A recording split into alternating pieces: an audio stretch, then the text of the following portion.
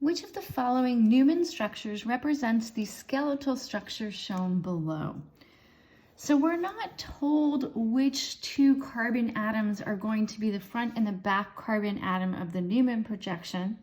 So we should take a quick look at our options and notice that the front carbon atom in every case has a bromine and at least one methyl group. So it really looks like this is our front carbon atom. So that means that when we are looking at this bond, we are kind of looking down this as this being the front carbon atom and this being the back carbon atom. And so this is a 5 carbon atom chain. So it appears that we're looking down the C2 to C3 bond. And so again, I got that by looking at the options and noticing that the front carbon atom had the bromine, so it looks to be carbon 2. So when we are drawing a Newman structure, just in general, so here is our general staggered format, which is typically what we have from our skeletal structures. These zigzag structures are those more stable staggered conformations. So when you're looking at this, you have a front carbon atom and then you have the back carbon atom. And the bonds that are coming straight up and straight down are in the plane. So that would be flat on the plane of the paper or on your screen.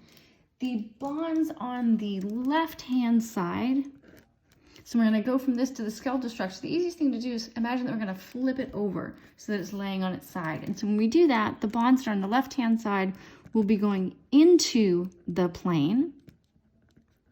So we represent that by those dashed bonds to make it look like they're pointing away from us.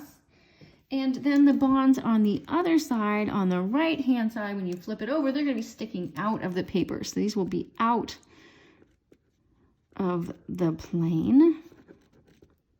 And so we represent that with a solid wedge. Okay, so if I'm looking at this structure and I'm looking down this bond, what I am going to see, so we'll draw this. So if I'm standing here and looking, I'm going to see a methyl group sticking straight up. I'm going to see a bromine going to the left because it's into the plane. And then I also need to understand that there's a fourth bond there sticking out of the plane that is to a hydrogen. So here's my front carbon atom. I see the methyl group that is sticking straight up. The bromine is going into the plane, so we put it on the left. And the hydrogen is sticking out of the plane, so we're going to put that on the right. And so that's the front carbon atom. Carbon 3 is the back carbon atom. And so when we look at carbon 3, you're going to see going straight down that ethyl group.